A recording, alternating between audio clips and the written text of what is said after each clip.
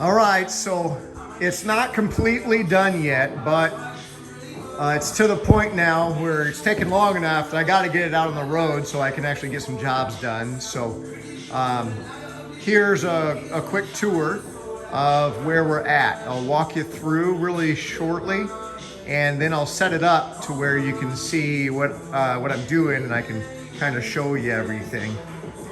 So here's the slide out table saw. The miscellaneous storage where you can put lumber in there, or 8-foot long plank.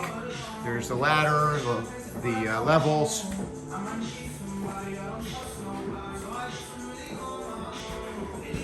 Drawers. These ones are locking drawers. I haven't decided what I'm going to put in here, but my guess is it's going to be accessories for the table saw and possibly for the router also. These are the Kreg universal clamp systems. So I recessed them into the butcher block.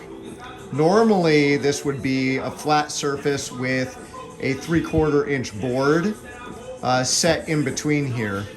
But I instead routed it out so that I could do all one butcher block. Then I added these Kreg accessories so I can block pieces that I'm working on, and then I can clamp on the edge. Oftentimes I find myself trying to hang a piece of lumber off of the workbench and hold it with one hand and cut it or manipulate it somehow with the other hand. So that's why I installed these. This is another one of the Kreg clamp systems. This is a heavy duty workbench system. And then this is the hole for where my router is going to go. I do have dust collection right here for when I create the router box. And then there's also dust collection going to the table saw over there. And then as you can see, I've got the outlets here for the table saw and the router. And those outlets are actually in a closed circuit so that I can plug that circuit in and they'll both be live. All of the saws that are connected to it will be live. Here's another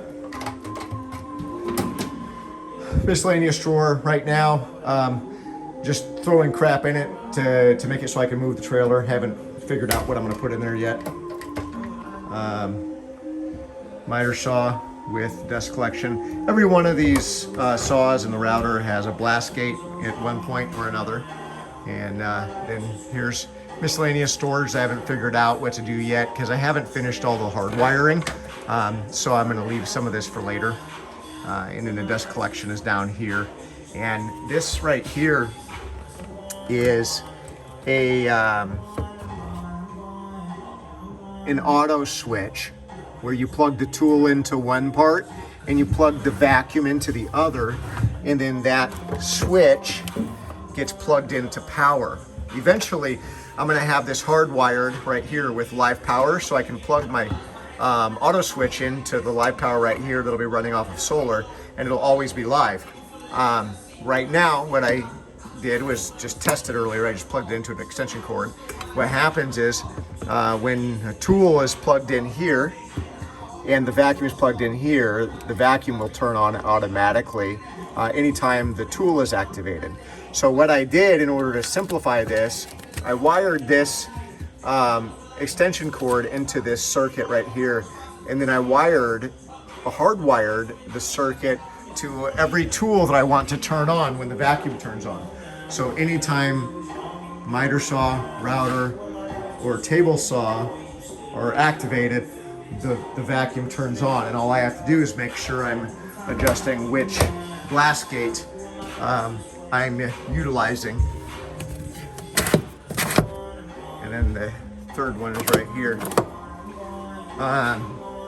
And then of course my Craftsman drawers that latch. So when I'm driving, they latch automatically, and then I can pull it out and then push it in to latch it again. I never have to lock it or unlock it, which is kind of nice since there's so many drawers. And then this is just an extra workbench, which is also where my sit stand area is. And then this is a slide out desk area for when you're sitting right here. Then I got my portable battery station. So I actually designed this to sit in there. So this is mounted on here, and then this is just sitting in the lip, and then I just screwed it up here. So if I ever want to take my entire battery station in, I can unscrew those top screws, grab it right here, lift it up, and then I can carry it into a house if I'm going to be there for an extended time period. And this isn't set up exactly how it's going to be yet, but you get the gist. Electrical and air, and eventually my air compressor is going to be permanently installed in there, so I won't ever have to carry an air compressor again. And then over here there's my caulk storage and some spray foam, and then I've got a electric caulk gun in there. And then here's my siding break with a little area for nails, some gloves right there. Just a catch-all area for when I'm working. I can set tools down instead of having to put them on the ground or put them back in their storage compartment. This stuff isn't all done yet, but this is right here. You know, your average cordless tools, grinder, everything. And then I haven't figured out how I'm going to organize all this yet, but right now I've got my DeWalt nail guns, and then my DeWalt small tool organizers with the workbench right here. And I've got this mounted. The siding brake is mounted with just these U brackets, which keeps it nice and sturdy, so it doesn't go anywhere. Shakes the whole trailer if I grab that. And then just extra storage. Right now there's like a little 4-foot plank there. You can throw supplies there, tools there. It can fit up to a 8-foot ladder, and it can fit up to 10-foot long thin stuff that can slide through that crack where you see the light. So anyway, this is the overall gist of where we're at right now.